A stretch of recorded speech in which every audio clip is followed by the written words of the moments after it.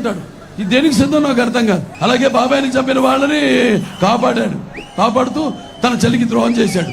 మరి వాళ్ళకి సమాధానం చెప్పడానికి సిద్ధమా?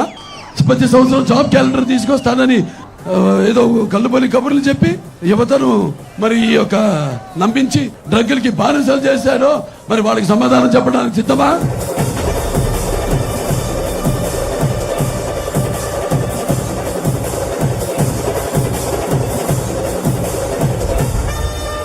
చంద్రబాబు నాయుడు గారు ఎన్నో కార్యక్రమాలు చేపట్టడం మొదలు పెట్టారు. అప్పుడు విద్యకు ప్రాధాన్యత ఇచ్చి ఆయన నాడు ఎలాగైతే రామారావు గారు నాడు ఈ గురుకుల పాఠశాలలు అయితేనేమి, కేంద్ర విద్యాలయాలు అయితేనేమి, జూనియర్ కాలేజీలు అయితేనేమి, మహిళల కోసం పద్మావతి మహిళా యూనివర్సిటీ అయితేనేమి, వాటిలకు కొనసాగింపుగా చంద్రబాబు నాయుడు గారు